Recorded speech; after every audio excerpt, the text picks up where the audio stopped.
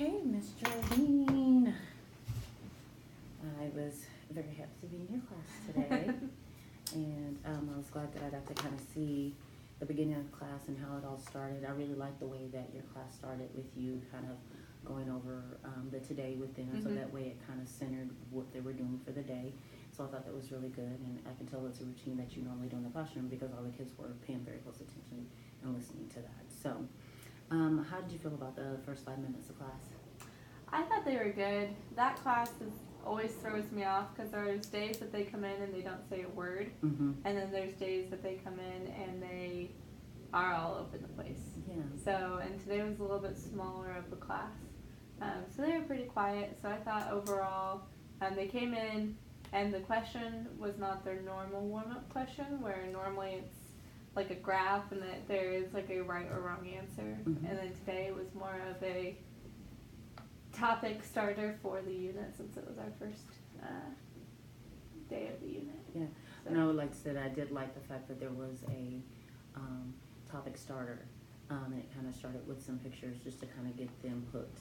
So I did like that a lot. So for the day's lesson, the goal was for them to identify, be able to look at definitions and be able to identify those words readily. And they were talking about classification of animals. And so that was kind of the beginning of that. So for your lesson, for the activity that you chose, what test questions did you kind of look at to make the determination of the activity that you would do for the day? There's always vocabulary words on the test. I haven't seen the test yet, but that's one thing that my students struggle with is vocabulary.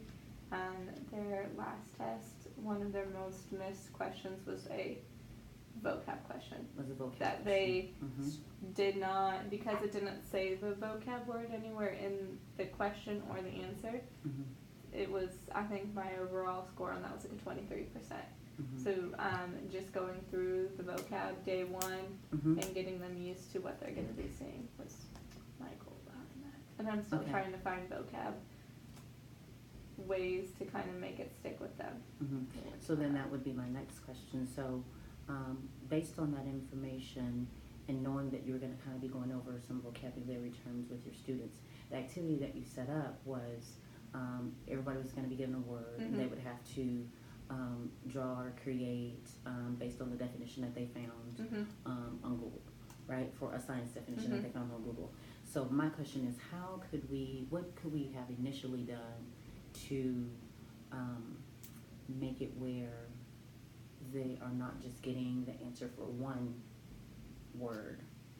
What could we have done on the front end to where maybe they came in with that information? What could we have done to maybe given them maybe like a PowerPoint or given them the definitions and said, okay, here are the definitions, now take it and do this, or provide them with the definitions somehow already so that way they're not going out and looking for them. Okay. Just when you think about maximizing their time and trying to get to the level of rigor that's going to be on the STAR test, you want to try to figure out how you can get them through some of those vocabulary things and start seeing those things in action. So with that, like I said, the activity wasn't a bad activity. Just wondering how could we ramp up the rigor of that activity to kind of get through it a little bit quicker. What I did was I went through and I pulled a couple of things for you. I pulled a few things. One, I went ahead and I pulled CFA 3 for you, and I went ahead and I looked and I saw which questions were going to be asked of the students for the CFA 3, and then which actually directly correlates to what you are doing as far as the vocab piece. And then I also went and pulled a couple of activities from the Lead Forward strategies that I think would also be helpful. And so what I would want to see is potentially go back in and see how we can streamline the activity and make it where the kids get the information at just a little bit of a faster rate. How do you feel about that? Yeah. Okay. So let's kind of talk about that a little bit. So what will be your activity for tomorrow? Tomorrow they're going to spend 10 minutes looking over the vocab filling in any blanks that they need to fill in as far as, because all of the words will be posted on the wall tomorrow. Mm-hmm. So they're going to have a vocab refresher. Mm-hmm. And then we are going to do notes over classifications and the introduction to taxonomy. Mm-hmm. And then if we have time at the end, they're going to do the dichotomous key. They're going to start a dichotomous key. Okay. Which I also saw in here. There's a dichotomous key in there. Okay, so the first 2 minutes we're going to go back and do a vocab refresher. Mm-hmm. I'll say, so what is that going to currently look like and sound like?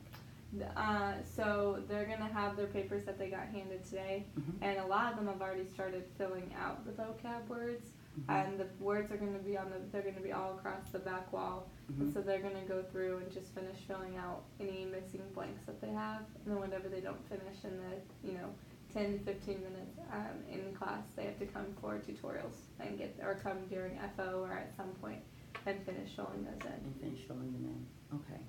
So, okay. Within that activity, I want to say, how can we make that interactive for them? So, like I said before, I have like a couple of different activities here Mm-hmm. that you could potentially use to kind of make that interactive for them. And if you don't do it this time, then just let me know a time in your lesson where you potentially would be able to use one of Okay. these. And I think that would be very easy for your students to catch on to.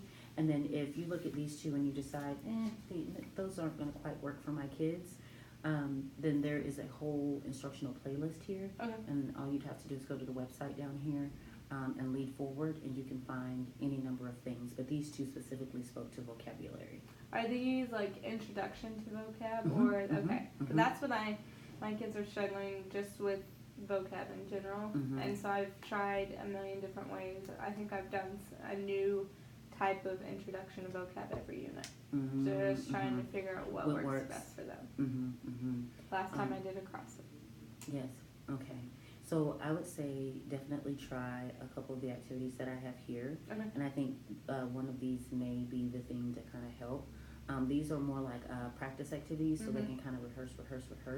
And it's one of those things where it would have been great had they kind of had all the information at the beginning, or did kind of like a card sort, where you had the word, the definition, and some sort of example or non-example that went Mhm. with it, and then had them sitting in table groups and working them through it that way. I think that would have also kind of solidified some things for them. Okay. Another way could have been a jigsaw puzzle for them. So I'll write that down as well. Jigsaw.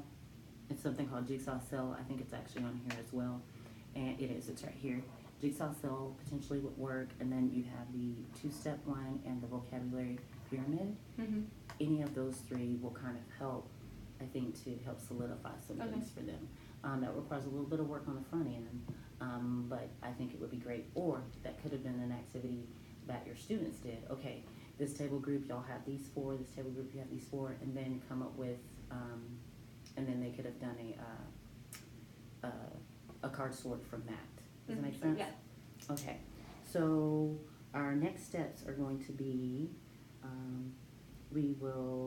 you have the 10 minutes that you're going to go back over the vocab. And do you think you will, I know it's kind of short notice, do you think you'll be able to go back and look at one of these activities? Or do you think you'll just probably hold off on that because it will be a good review refresher? Probably hold off on it just so that I stay on schedule. Mm-hmm. Yeah. Okay, so whenever you do that, just I need kind of a date and Okay. time so that I can come in and kind of Okay. see that in action for you. Okay. And then some of those questions, one of the things that we've talked about in our PLCs is talked about backwards design. Mm-hmm. So as we began the lesson, before we began the lesson, we would have wanted to kind of go back and look at our CFA or our unit assessment, whichever thing that that information is going to be assessed from. And on here, I went through and I just did some marks by the ones that directly correlate to what we're learning. Mm-hmm. So anytime that we can do what I would call like a flip model of the instruction, meaning get them all of the vocabulary and all of the understanding of the definitions in advance, so that way we can start working toward this a little bit quicker, is what it is. Like I said, the activity wasn't terrible. It Mhm. wasn't. It's just how can we get them the information faster? So would you recommend going in and having like the definitions already done for them, and then doing activities to help them figure that out. And let me tell you why. Okay. Because if you, that's a part of inferencing. That's a part of them trying to work through and figure out, you know, okay, this is this word. There's a lot of stuff that you know, like I know in vocabulary, we're not going to be able to hit every single thing. But if we can figure out ways to make the students infer what those vocabulary words mean, I think that that's going to help a great deal. Okay. I've always done it, and just always been, okay, you give them the word, they need to go and find the definition. So I'm hearing from somebody that says it's okay to give them the definitions and then do understanding activities. I'm all for that. Yes, because then, like I said, at the end of the day, it's not really it is the definition of the word, but it's the application of the word. Right. That's the most important piece, and that's kind of the rigor that they tested on the test. Okay. So the quicker that you can get them to get the vocabulary and then understand it in context, Okay. I think that will really help. Okay, so the first 10 minutes, you're gonna kind of just go back over the information, and then sometime next week, I can come in. Okay, and then if you just shoot me that day of how you are applying the vocabulary to the questions or the types of questions that they're gonna see on the test. Okay. Okay, does that work? How do you feel about that? Good. Yeah. I think it's interesting Yeah. that I'm actually hearing somebody say give them the definitions and then use it in an application process, because normally it's the other way. Yeah. They need to find it. But I'm totally okay with that. Yeah. Okay. Anything else? Okay. Well, thank you very much. Thank and we'll you. be getting on that pretty soon.